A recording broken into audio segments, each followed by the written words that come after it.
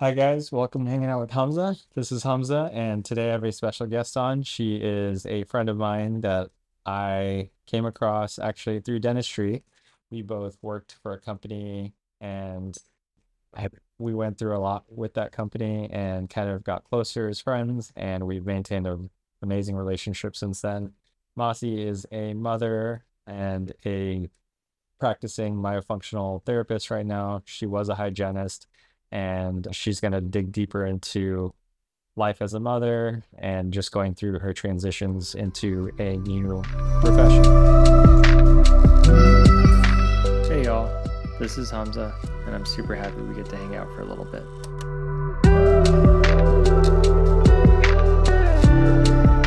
All right, guys, welcome to Hanging Out with Hamza. This is Hamza, and today I have my dear friend Massi. She is like a sister to me. She was a hygienist I once worked with, and we just naturally became really close friends. We went through a lot together through our first year of practicing in the dental field, and we just kind of maintained this relationship for the last 4 years now, I think.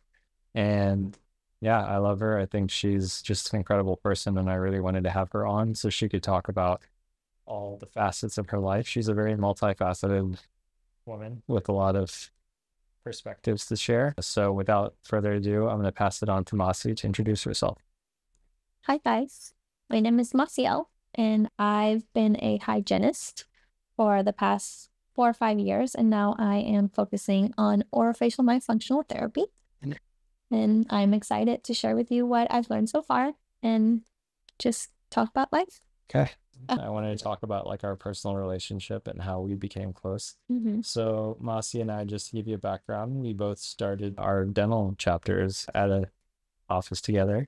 It was for a DSO, which is a dental service organization, which those are those corporate chain dental practices that you work at. As a dental student, when you usually graduate, it's a lot easier to get those jobs versus a private practice. And it's usually just because, understandably so, a lot of private practice dentists would prefer a little experience behind your belt. And that's why a lot of dentists and hygienists will start off in these kind of fields because it gives us more experience. It gives us like a better kind of, you get better advantages out of it, like your healthcare insurance and all this other stuff. And then you can kind of go from there depending on whether you like it or not.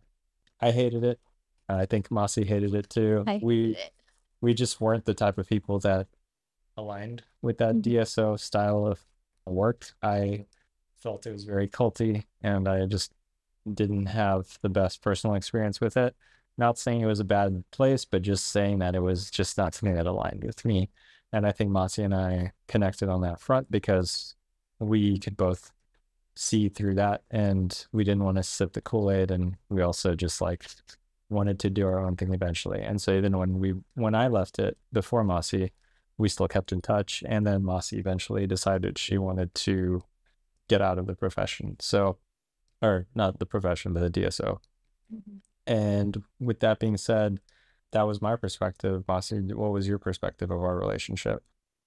During our time there. Yeah, or just like how you felt like we met, how we connected. So yeah, I feel like it was very much like during the whole, we're not drinking the Kool-Aid, right? We were very similar in terms of energy to the energies that are normally in that sort of setting, right? So we were, at least I was drawn into that setting as we're going to offer mentorship. It's going to be a great experience and where you're going to grow and all these things, where when I got there, it was more of a you have 30 minutes to do this cleaning and make it 25, because then you have to move to this new person that we want you to clean. So it was very work. Just, and I think Massi and I really kind of connected in that we could both see that we were unhappy, but we like the semblance of like happiness I got was knowing that there's somebody else that could see through it with me, because sometimes when you're in those settings, it can be tough and you can get lost in it easily if everybody else around you is following a certain way and you don't align with that lifestyle. So I really appreciated having Massi at the time. And then funny enough, our relationship became stronger because my brother started going to see a physical therapist that ended up being Massi's husband. And so that was kind of a crazy occurrence, and just like a one of those like kismet situations where like everything just aligned for us in terms of our friendship, and it became stronger that way because now I see Tan all the time and I'm friends with Tan, and I think it's just cool how that relationship developed. And I've had a lot of like friendships like that where there's like different connections, but I thought that was a really cool one, and yeah, we've been friends ever since. That was really cool because I saw your brother on a post. Yeah. And then he had come to visit where we were working together. Yeah. And that's how I had met him. That's before. When you first met him? Yes. Okay. And then there was a post where he was posted with Tan. I was like, wait. Yeah. That's crazy. That's Hamza's brother. Yeah, now my brother works with Tan, and like they have all these like relationships together, and it's just cool how like Massi is basically my family. And yeah, so besides that, I did want to address like something because of our relationship. Massi really helped me through a relationship I got out of that was just basically not healthy for me and didn't help me in the long term. So she helped walk me through it. And I think what I've really loved about Massi is her perspective on life and just how things are meant to be and how you should, you know, treat yourself and respect yourself. And there were a lot of situations in that where she gave me some really solid advice. And I just wanted to kind of talk about that, like your relationship. I think a lot of listeners also are either in a relationship, just got out of one, or about to start one. You know, I think you and Tan have such a beautiful relationship. I know it's not perfect, just as any relationship, but is there anything you would like to kind of delve into of what makes your guys' relationship so strong and how you guys maintained it this long? So I feel like in terms of going back to energies, right? Tan has a very magnetic energy. So I feel like we match in that way. The other thing that I feel like it's worked a lot for us is we've found a way to speak to each other. We've found the avenues of communication that when I am trying to communicate a problem for me, he's able to understand it, and vice versa, right? Like you said earlier today, when you're in a relationship, when problems arise, it's just a problem to work through, and then once we work through it, then we move on. And yeah, just like find a solution. It. Yes. So that's pretty much also the kind of like perspective we bring into it, right? Like we may have disagreements, but at the end of the day, it's you and me. Right. And we're working together. We're in the same team. Yeah. Like when people fight or have arguments, it's like they're in one corner and the other one's the next. They're fighting each other. Like you shouldn't be fighting each other. If you're together, you just look at the problem head on next to each other, figure it out how it works for both of you. Yeah. And then that's it. And then move on. Yeah. That's something that I've had to work on a lot. You feel like moving on and not holding the grudge. Yeah. I mean, the Cuban me. I was gonna say wants to hold the grudge I didn't all the time. stereotype that, but every Cuban I know and every Cuban I love dearly is very stubborn. And I think that it's great because, you know, they very much know who they are and they stand firm in their beliefs. Yeah. And they can be an issue in relationships if you're too stubborn. And like shout out to Illy, my other friend who I'm really close with, that I love her. Massi connected with now, but she's the same, but she's aware of it. And I think self-awareness is like so important too, to know like when you're being stubborn for the right or wrong reasons. But yeah, to address like how Tan is and your personality, I think Tan is like we talked about, he's a ball of like energy and just like a go, always has something to do. Like how, as you, I feel like you are, not saying you're the opposite and like lazy, but like you are a lot more calm and like, you know, like when you walk in a room, you're more of a calming presence. How did you balance that kind of dynamic between you guys? Like they usually say opposites attract. Do you think that's true, or do you think it was just? I mean, at some point, yeah, right? That's true. Like opposites. There's something there, right? That drew me to him when he's the go type. And I feel like we balance each other, right? Because he's the go type and I'm no, like let's stop and savor the moment. You have to be present in the moment kind of girl, right? But then he also kind of like lights the fire under my ass. Right. Like, go do it. Yeah. Like this whole business. Yeah. He's the one that's like, do it. Yeah. Go do it. Stop overthinking things and just go do it.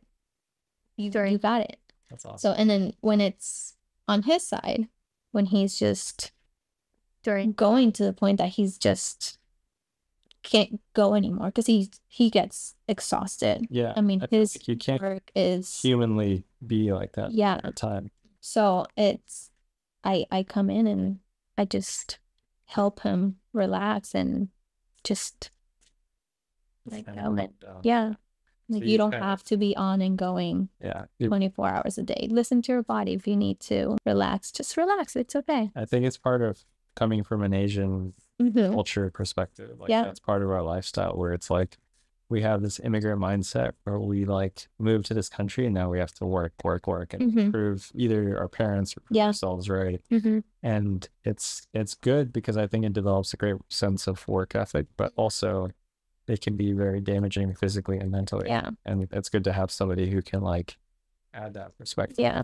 I feel like in life, everything in balance. Yeah. Not too much of something, not too little of something, right? So. Which is funny because he's always talking to me about he's kind of, he needs to work on that. He's gotten a lot better. That's good. Like he's gotten a lot better. Yeah. And so there's times that it's just our schedule is crazy and we just have to go and do the things, but we are good now at like enjoying vacations. Like 10 would not, like we used to go to the beach with my parents. Like my parents been taking me to like summer vacations at the beach like my entire life, like from Cuba. You're Cuban. Yeah, that's what we did. It's a life. And that's what we've done here. Yeah. And once we met, he would go with us. Yeah. Granted, they go like for 7 days and Dad's like, no way, I can't be out for 7 days. Like I have to go back and do it. But it was a thing that he wouldn't even lay at beach. What would he do? Just run around? He just do sprints on the beach? Just think about how much he had to do back home. And I'm like, but you're already here. Yeah. Like it's okay. Yeah. It's just, so now in the balance, now it's less time that we go out into our vacations. But then when we're there, he works whatever he needs to do in the morning. And then the rest of the day, he just like relaxes and is able to enjoy it. Okay. Yeah. So. And was there, I guess when you guys initially started dating, I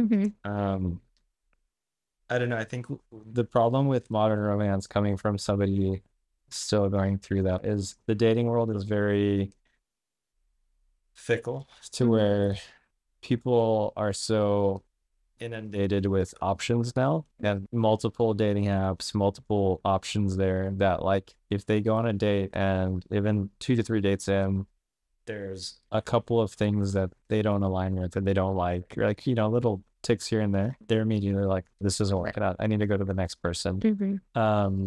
You've been with Tan for such a long time that it's probably been before all that. Did you ever experience that or have that kind of feeling, or was it like, I think your mindset has always been to like work through things, right? So like, what's your perspective on that? How do you feel about that? And do you think that that's a good thing or a bad thing based on our culture, but based on your personal experience? Because I'm sure Tan is obviously not like there's probably ticks along the way that did drive you crazy with like the work ethic and whatnot, but how did you say like, no, I'm gonna work through it with this person? What was it that? So I feel like it's a lot of like being born in Cuba, right? Like I still carry all those traditional values. Yeah. So I'm very traditional in that sense. To me, that's who I chose to be married to. Yeah. And did you know that from the instance you met him, that this is somebody I wanted to marry? So it's funny you ask, because in our first date, I told him I date with purpose. If this is not leading anywhere, then please don't waste my time. I don't want to waste your time. I want 4 kids if you don't have 4 kids, which I don't want 4 kids anymore. But it was always that. It was always like, if we're going to do this and we're going to spend the time, we're going to spend the time with intention. If this is not like, if you don't want to end up in a marriage or like have a family, then we don't need to be doing this. So it was always that intention was set and he wanted that. So I don't we met in a different time. Yeah. Right? It wasn't the craziness that it is now. Yeah. It wasn't it, and he also comes from a very traditional, right? Did you feel like your guys' cultural backgrounds were ever an obstacle? Just to give listeners a background, Massi is Cuban and Tan is Vietnamese. So those are very different cultures that, I don't know, like it's a very interesting combination. It was one of the first obstacles. Yeah. Because traditional Asian family, like parents didn't want him to do anything but marry an Asian. Yes. Yeah. So that was kind of hard for them to understand and to accept. And that was one of the things that I said, well, if it's not. Was it an issue on your part with your No, your parents were okay. My parents were very open. I feel like, is that common in Cuban culture or is that unique in its own sense? Like I feel like Cubans are for the most part pretty proud. Yeah, they are. But the circumstances of maybe like life. I don't think but they're not like it like at least in my household, right? It was never like, well, you have to marry a Cuban. Yeah. Like there's no like other option but to. In my house. Like it's nice if you do, but it's not necessary. Yes. Okay. Yeah. My parents never put the pressure on me on like who they would want me to. And do you feel like I guess the conflict there, did that cause any conflict in your personal relationship with him, having his parents kind of had this? Yeah, of course. Yeah. Because how did you guys work through that? How did you win that over ultimately? Well, the problem wasn't with us, right? The problem was with helping his parents see that it shouldn't be an issue. Yeah. Right? It should be like, does this person make me happy? Yeah. So that was the big hurdle, right? And in that hurdle, I was like, if you can't get your parents, whoever it was, to understand or like to be on board, right, with us, like how are we gonna have a relationship that's gonna lead into any sort of future, right? Because I'm big on family. Yeah. I had a big family in Cuba. We came here and it was just 4 of us. Yeah. So in my mind, I wanted to create a big family here. So in terms of that side not being okay, then how are we all going to be a family if they're not going to be on board with us? But then we came together. He made sure to like explain to the parents, and they, after that little resistance, they did great at opening up their minds, right? And accepting me and opening their house to me and getting to know me as a person. Right. And then now it's good. Like his parents are amazing. His dad is a teddy bear that takes care of all of us. Like the way they show love is by feeding us. Right. They feed us so much. I think just minority culture in general, it's love for everyone, and that's a big thing. So I did want to bring up your restaurant. Are you comfortable, or do you want to talk about? Yeah, we can do it. Because Dan mentioned it was like kind of private, but I don't know. I mean, it is a little bit because it's not.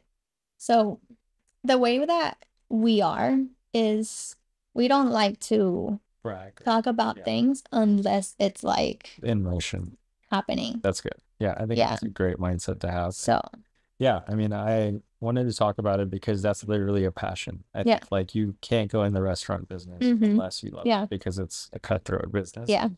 Like the only successful, or just any restaurant owners I know, love it. Like they got into it because they love food, or they loved the language behind it. So I did want to talk about it, and I think it's such a cool concept. So I guess I'll briefly describe it from what I know. It's a sugarcane banh mi restaurant, and it's going to focus on organic / healthy food, and it's going to have a lot of Cuban and Vietnamese influence in it. Yes. And is there anything I'm missing, or do you want to dive deeper into that? So that's it. We're creating a product that is sugarcane juice, and then within that, there's different recipes with different fruit that's added to this sugarcane juice. Right. And then we're adding... It's the Cuban influence. Yeah. Yes. And then we're adding a combination of banh mi with your sugarcane drink. And we have different recipes that will also have some sort of Cuban Vietnamese flair induced in the... And the healthy part, I'm sure people heard this and they heard healthy and sugar. They're like confused about that. But yes, something that you and I both have learned through dentistry and just, you know, in general, is that sugar is actually not as bad as people make it out to be.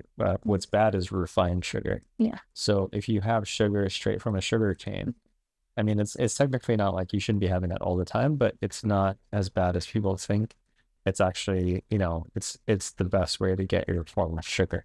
So is there anything you want to kind of delve further into that, or what makes sugarcane drinks like better or healthier than your everyday juice or anything? So for one, the sugar is not refined, right? It's kind of like saying, I want to drink a mango juice. Yeah. Like, it's the difference between having box mango flavor versus actual versus the actual fruit, right? Right. So if you look at the sugar cane, it's the actual. Yeah, like kids in, I mean, I'm sure kids in Cuba, kids in Africa. I lost a tooth through that. Yeah, we would chew sugar canes naturally, and I never ever remembered us having like toothaches, tooth decay, anything like that. Like I was literally chewing on those things, and like, yeah, I wondered that for the longest time. I was like, man, that must have been horrible for my teeth. But then, like, we learned through dental school and hygiene school that like it's the refined sugars that cause the bacteria to produce the acids from that. So yeah, if you're ever traveling abroad and you come across that, a sugar cane stand, you should definitely jump on that. And now you're gonna have this restaurant in Houston that's gonna focus. I'm so surprised that it's not more common too. Like, there is right now, there's only 2. Wow. In Houston, in Bel Air, in Houston. Yeah. What do you think why is there such a lack of that? Is it harder to collect sugarcane? Is there something like in that makes it complex? Well, the sugarcane takes a whole year to be able to harvest it. Oh, okay. Yeah. So it's not like a whole year type thing. And not many people know about it. Right. Right. At least that's in Cuba and Vietnam and things like that. But that's not something that's prevalent. And is it harder or is it more expensive because of how long it takes to harvest? Or like, do you feel like that's an issue for people to collect that? Or well, the issue to get it all year long is that to get it, you have to order big amounts. Yeah.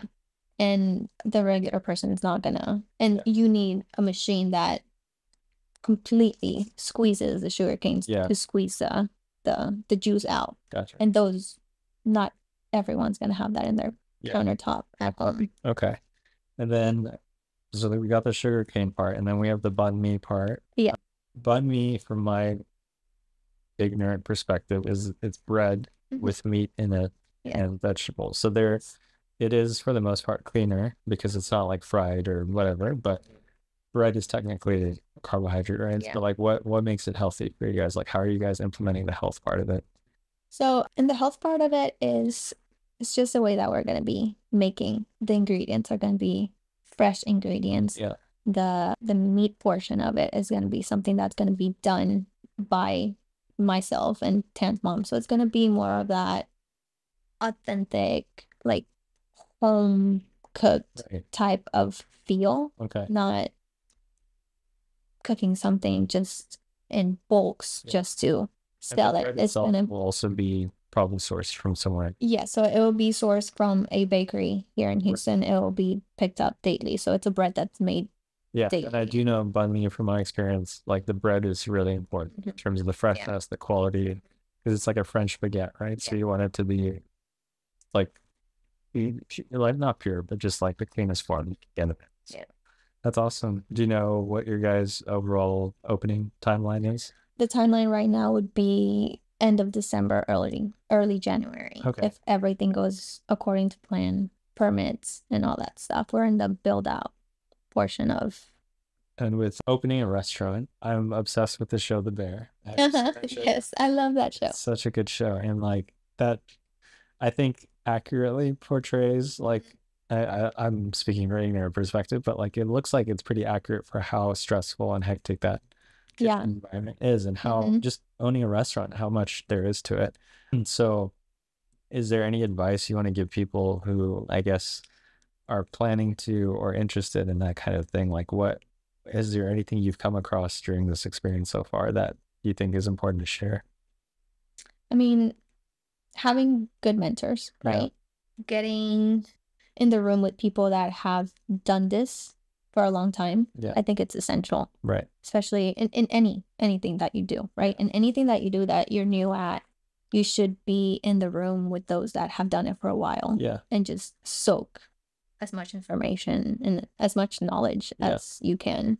Is there anything that you took away from it that you didn't expect you would with restaurant ownership? Like things that you didn't realize were so hard to do, or Well, we're very early in our endeavor to restaurant owning, right? In this phase, I feel like the biggest thing that has is just keeping track of all of the things that we need to keep in mind to be able to get to that build out stage, right? Like all the permitting things for Houston and how logistics of it. Well, I want to go back to the show The Bear now. What's your favorite? Who's your favorite character? Who do you feel like you would identify with?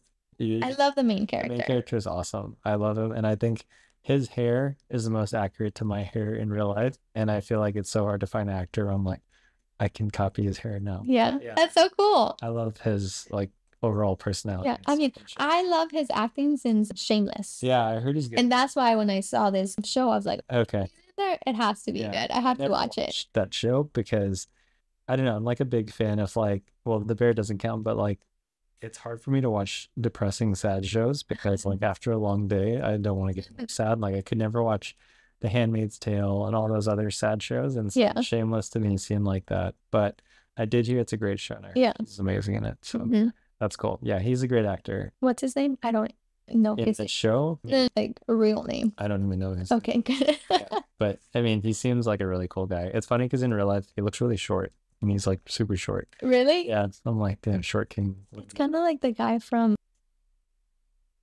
A lot of actors are shorter. Yeah, I met this actor from. He's.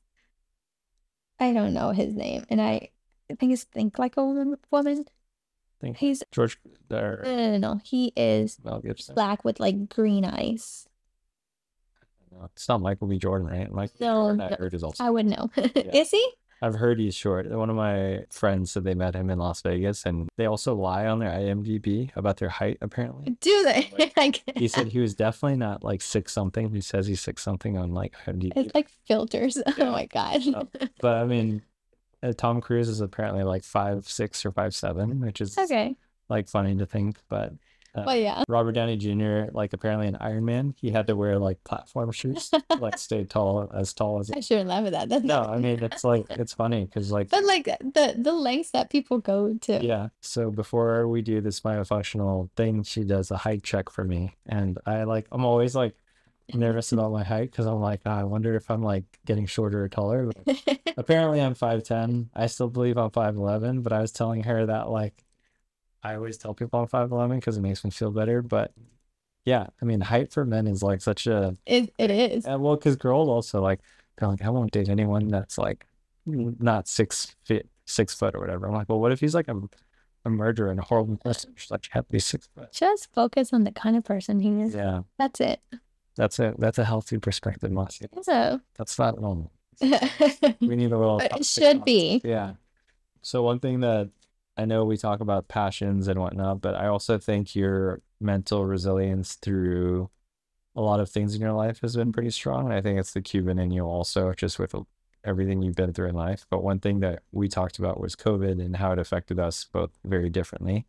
I'm guilty to say this, but I had an overall pretty positive experience during COVID. Like, yes, it was stressful and, work was definitely like a lot, but there were things in that aspect of my life that I'm very thankful for. Like I was able to enjoy it with people that I really had fun with at the time. And I think I was lucky enough to still have a job. I was lucky enough to be in a safe place. I was lucky enough to not get it. And yeah, I think when I hear people complain, I do feel empathetic towards their situation, but also guilt because I didn't have too much of a stressful experience with it. But, that brings me to your experience of it. And you did have a tough time because, you were going through pregnancy and you're going through a lot just mentally with having that, plus having a child to take care of. So do you mind kind of elaborating on that and what you went through and how you kind of got through all of it? Yeah. So I had Mason in 2019. And then 8 months later, we got pregnant with Liam. And I had already, I had quit the place where we met. Yeah. Because I couldn't take it anymore. The cult. The cult. Yes. And then we got pregnant with Liam. And I was trying to get back into work.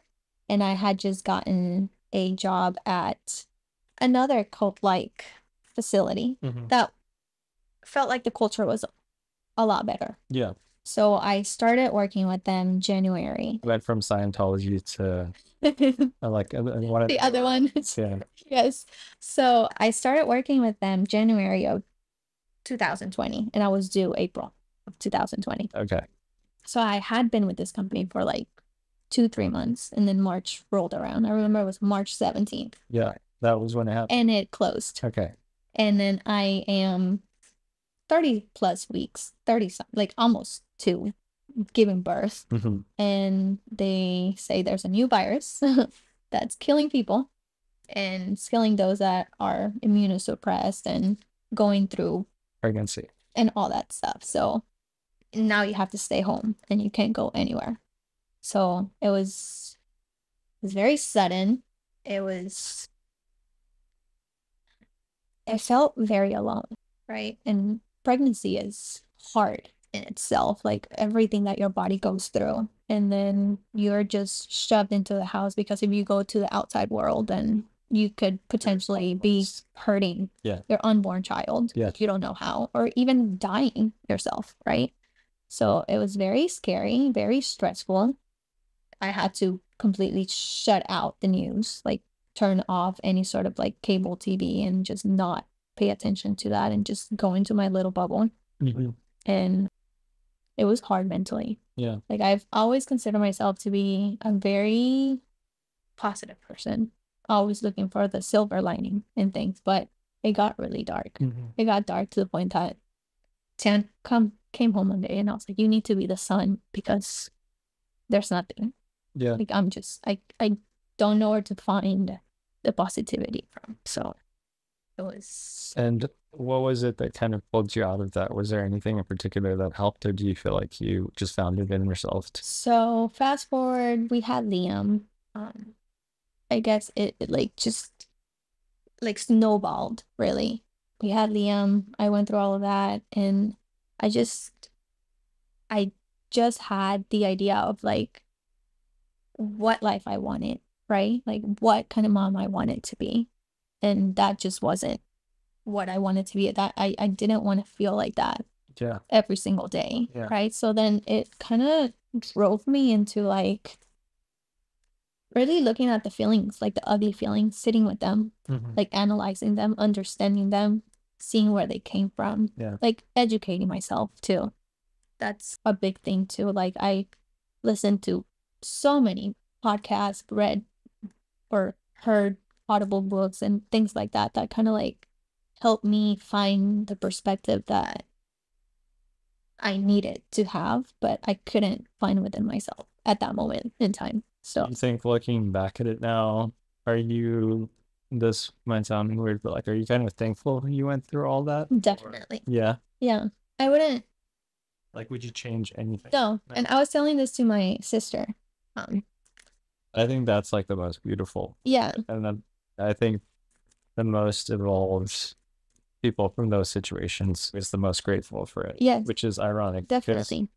It's like the most traumatizing part of their life. I would choose every single thing that I've done up to now because it brings me to now. Yeah. Right? And it made you just amazing. Yeah. And I have amazing kids. Yeah. They're so good. And I feel like going through that has also helped me kind of like take on more challenges. Yeah, more challenges in terms of like how present I am with them, right? Like how able I am to kind of like help him through whatever feelings, like the terrible threes and all those tantrums and like emotional things. Like when kids start experiencing all the emotions, it's very overwhelming for them. And I feel like if I hadn't experienced that and like really hone in into like my feelings and understanding them and have some sort of like,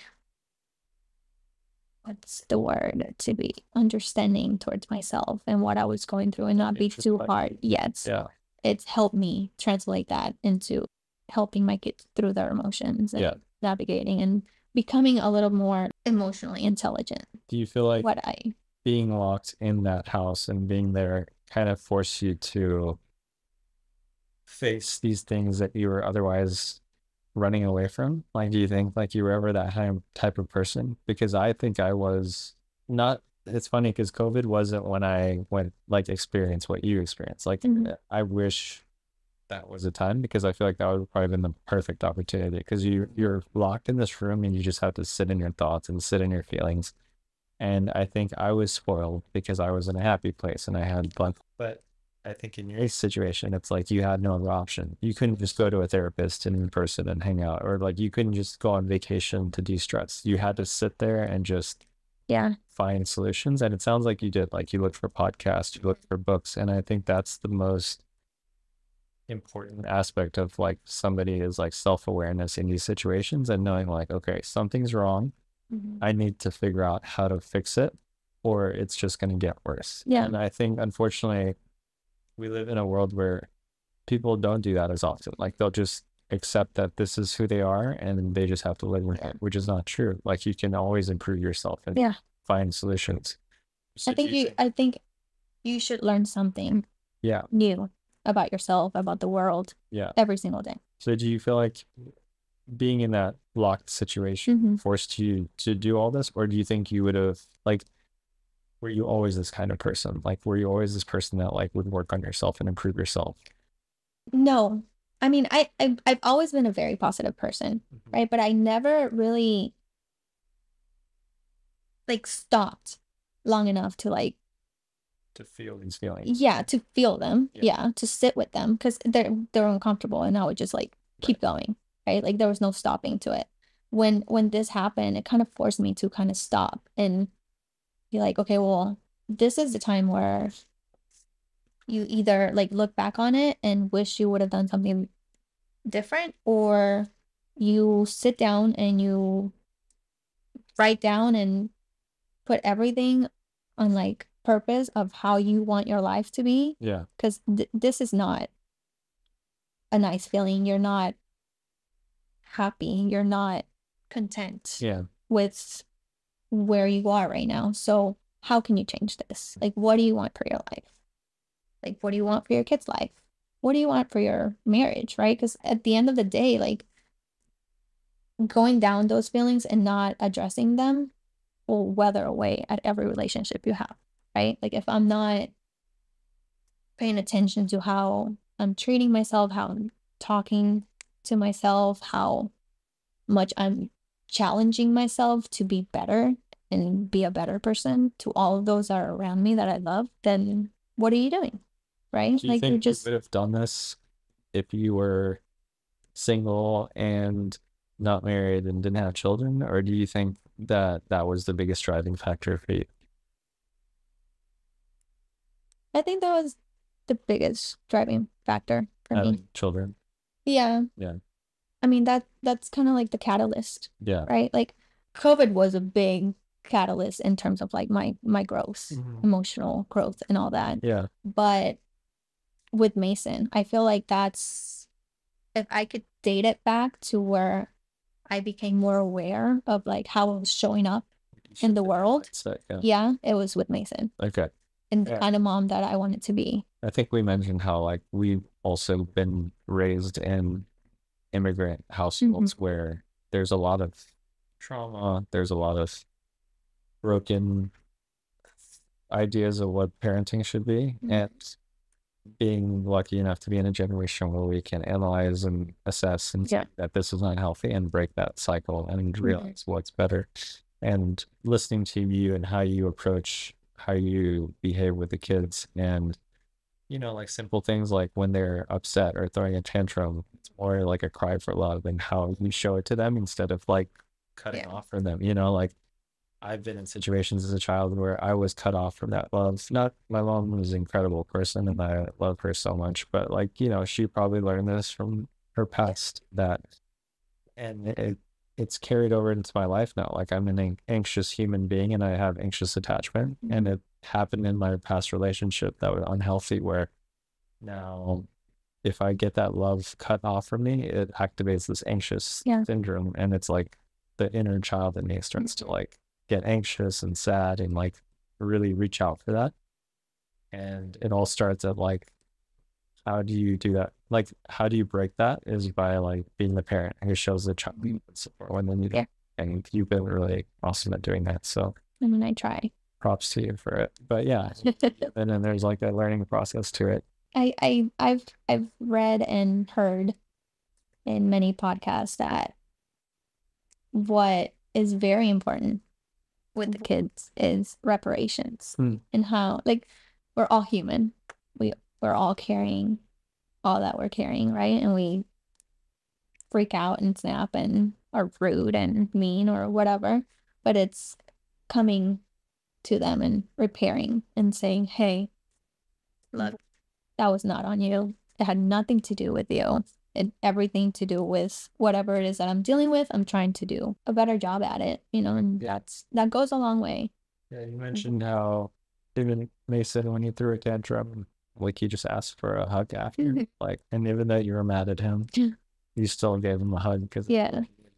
And I think that's like really, and like also I've felt some sort of like that withholding of love when our parents weren't completely pleased with us, right? And I feel that kind of like trying to sneak in, right? Like I feel that conditioning, wanting to escape my mouth, but I know you hold back on it. Yeah. Are you currently going through like therapy, or like how did you kind of learn a lot of these coping mechanisms and things? Was it self-taught? Like what brought you to this? So it's just I had all that time, right? Like I was at home with the kids. So I just focus that energy.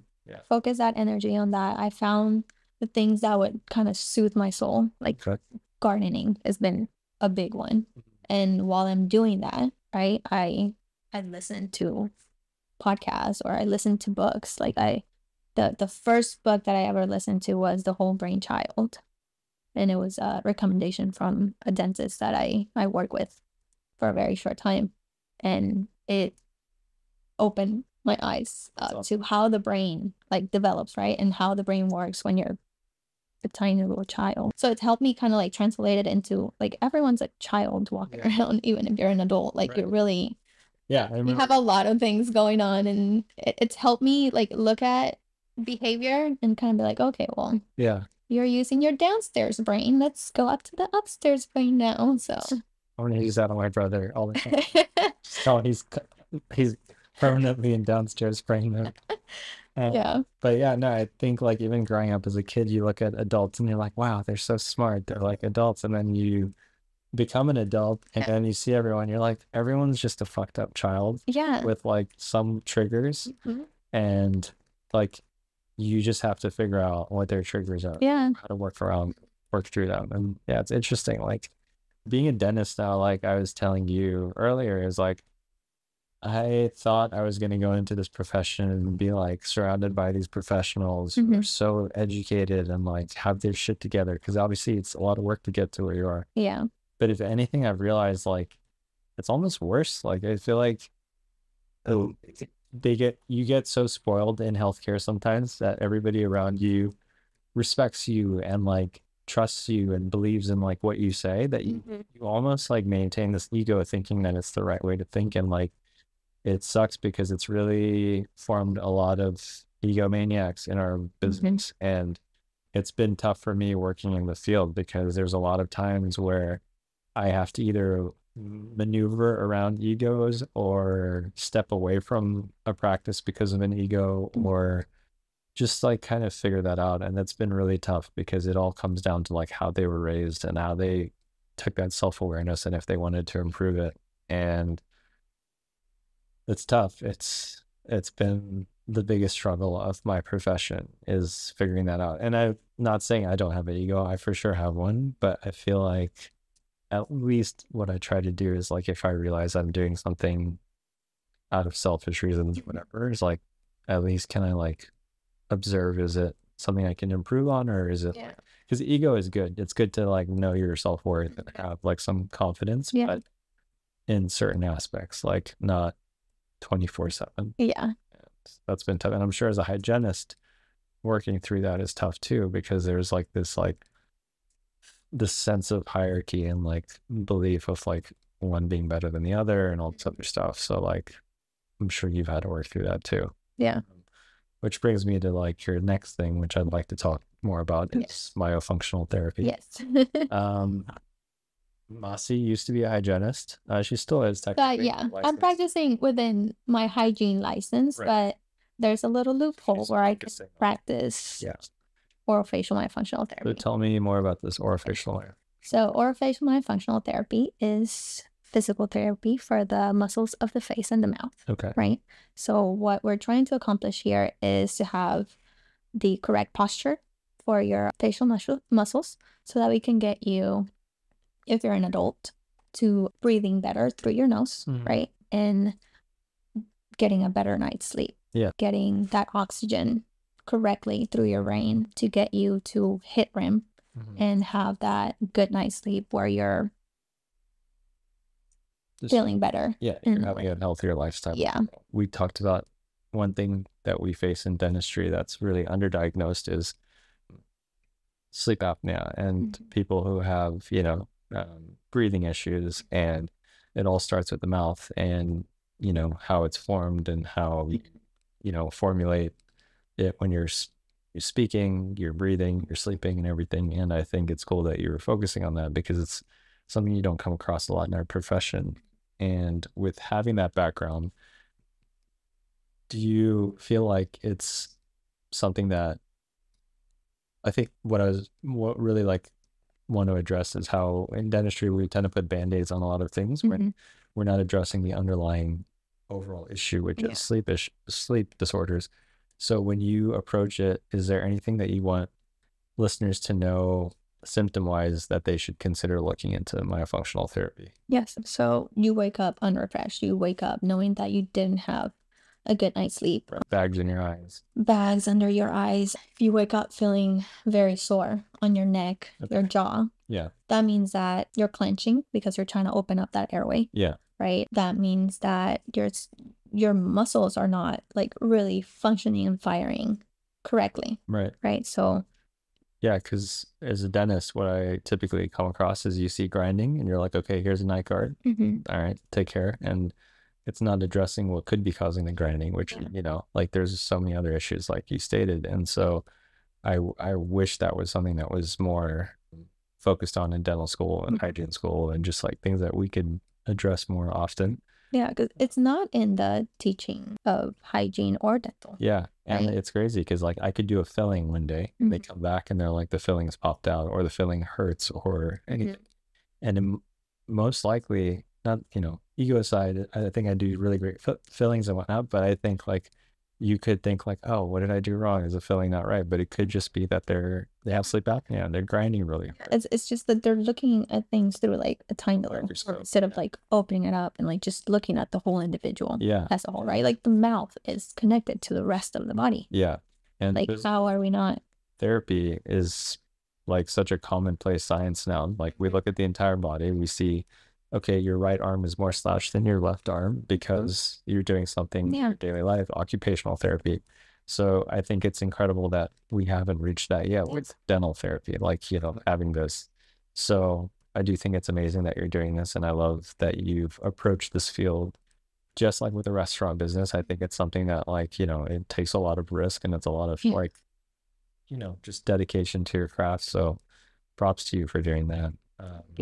When you I guess take us through a walk of like a patient. Let's pretend the listener is a patient and they're about to come see you because of this. They think that they might have sleep apnea, or they have sleeping issues right now.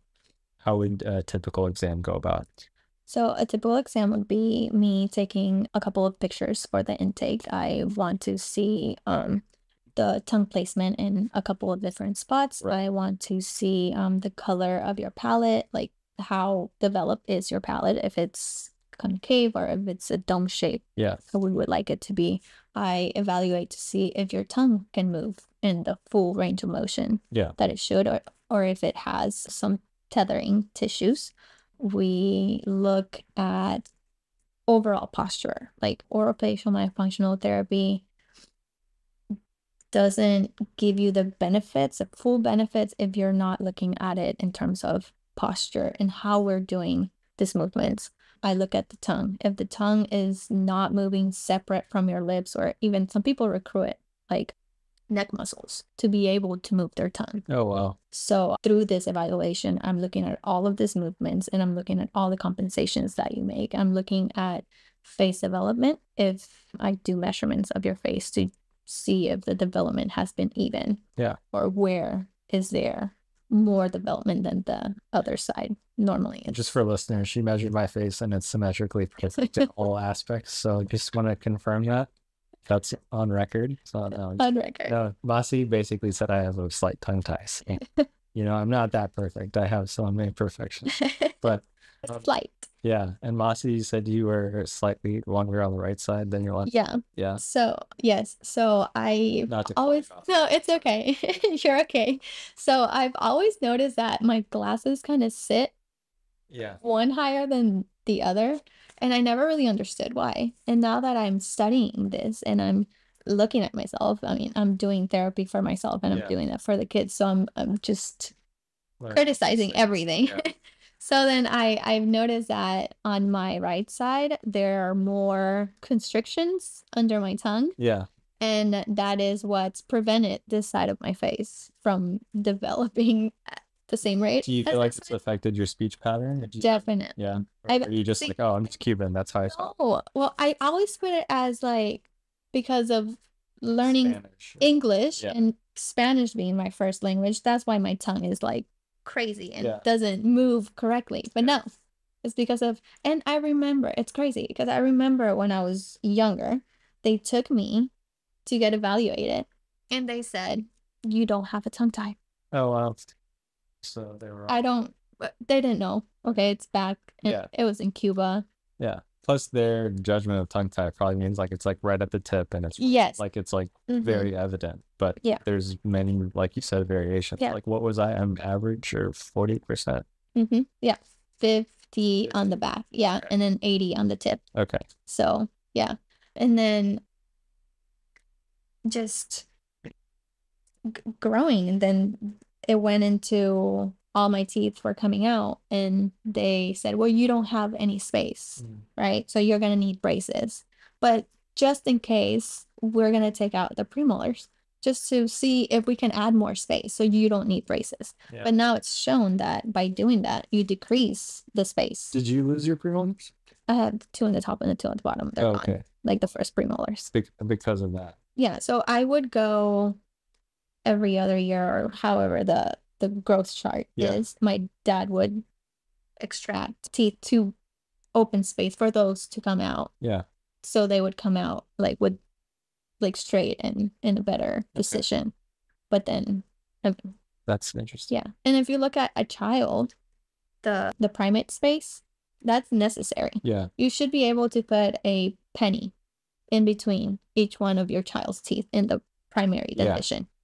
That means that you have enough space for the other teeth to come in. Yeah. If you have a 3-year-old with crowded teeth, then you should really consider going to a pediatric dentistry. Yeah. That focuses on airway and on expansion, early expansion. That's been proven to be great.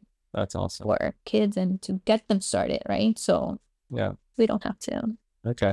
Are there any myths or anything you've come across with myofunctional therapy that you feel like are good to nip in the bud for listeners now? Like myths? obviously with dentistry, we like the typical like don't rinse your mouth after you brush your teeth, stuff like that. Anything that you've come across that's, I guess, commonplace, but obviously not true?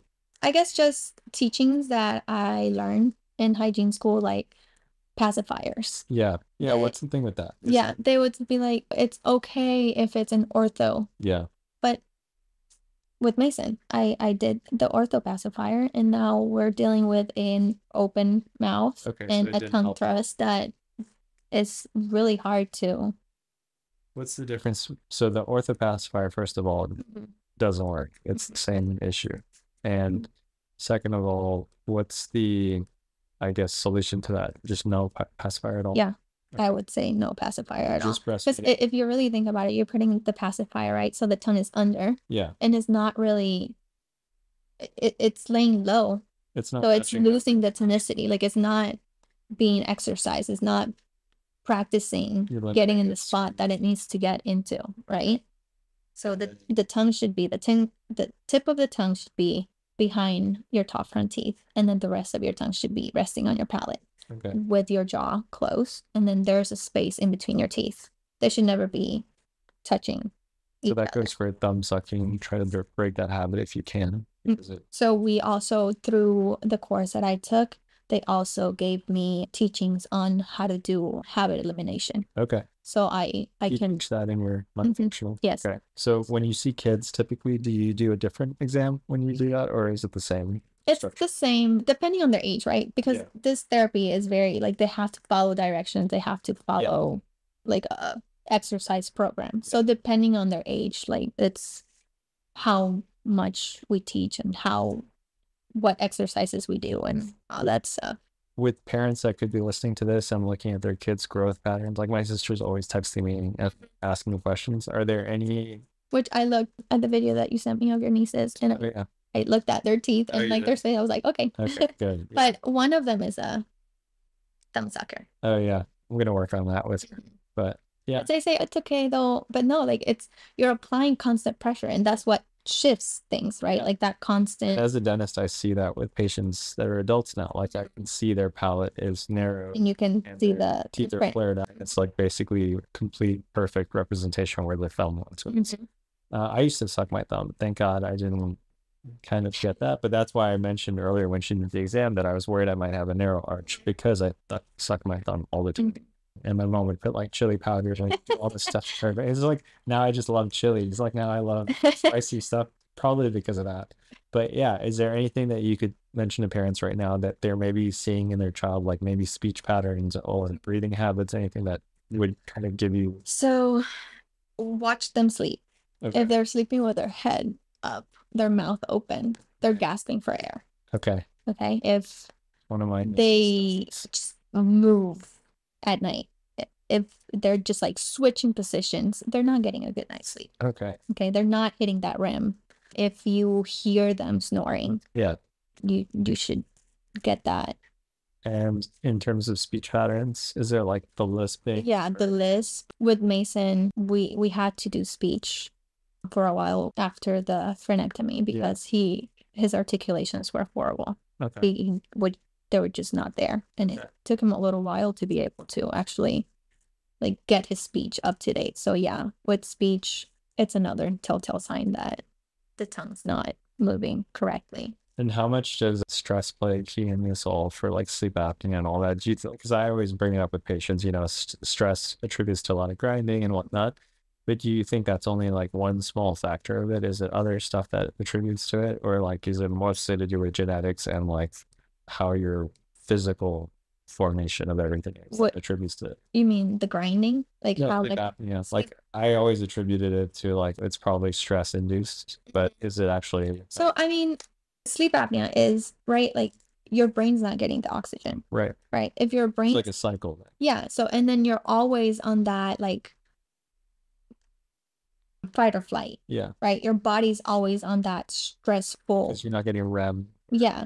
And your brain's not regenerating. Like when we're sleeping, like our brains, mostly like when we're kids, right? Like they're regenerating. They're like kind of like taking things out, like whatever memories we don't need, they take it out. And like it's just detox. Yeah, Yeah. pretty much. If you're not hitting that, then you're like on a constant like fight or flight, like cortisol levels are high. If also with kids, if they sweat, they shouldn't be sweating unless it's like a hot room or whatever. But if the AC is on, the fan is on, a child shouldn't be sweating. Yeah. That means they're in that fight or flight, like trying to breathe, trying to gasp for air. Wow. So, yeah. So that's amazing. Well, I'm learning all this from my imaginary child. It's. I mean it, but yeah. Yeah, no, it's good to know for patients too, because I mean, like as a dentist, it's tough because we look at everything as a hammer nail situation, and there's so much more to it. Like you said, we're looking at it through a microscope, and I think the day we start to reflect more on that myofunctional aspect of it, I think we'll probably have less implant failures, less fillings falling out, like less grinding. And I mean, yeah, imagine like someone sitting with their jaw and their tongue in the correct posture, right? And you leave that it's called a freeway space. It's like 3 millimeters that you should have in between your teeth. You're not grinding that. So yeah, it's like the baseline knowledge is there for us. We know what freeway spaces, video, all that stuff, but we're not learning about the underlying mechanisms. And I feel like we're not connecting the dots. Yeah. Because it's a multifactorial type of thing, right? Like it's different. It's the MDs, it's the dentists, it's the ENTs, right? It's like we all have to come together. Yeah, I think and work together, and that's a big. Yeah, it all goes back to that ego thing again. It's like I think nobody wants to.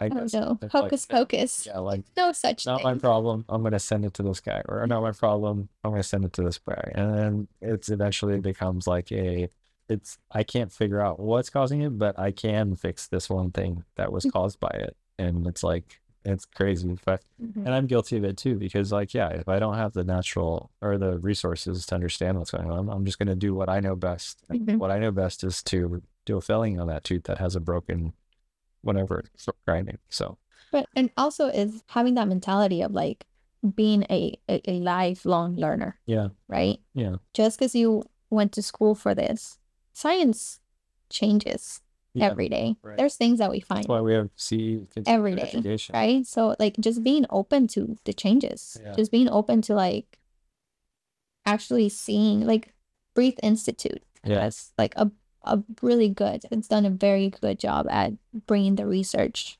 for OMP and all that. So we talked about myofunctional therapy in terms of hygienists and dental students and dentists and hygiene students listening to this.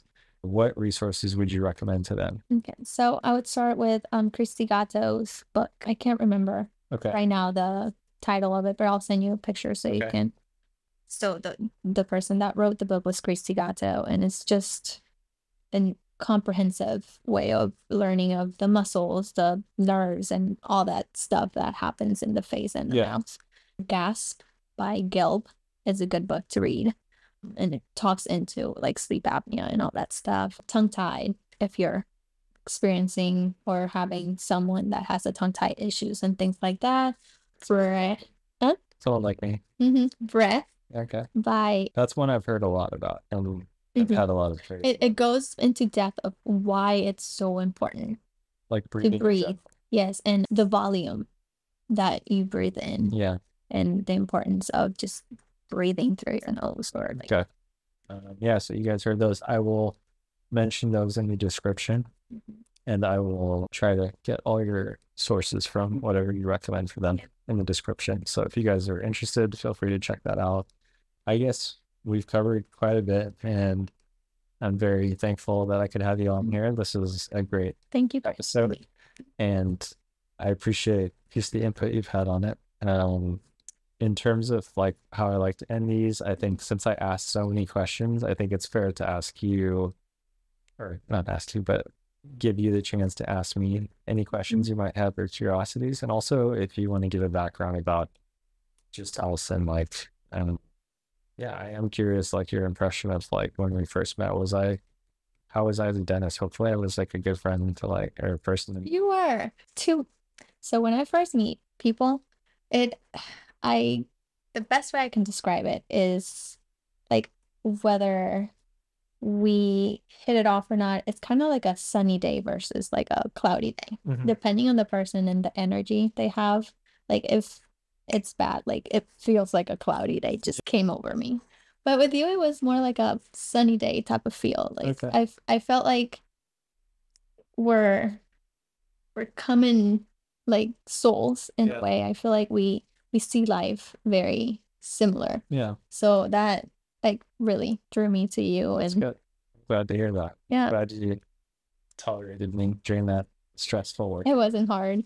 I mean, we had to tolerate a lot worse. Yeah, but I guess to end it, do you have any questions or curiosities on here? Yeah, just thinking now, right? Who you are now and who you were then.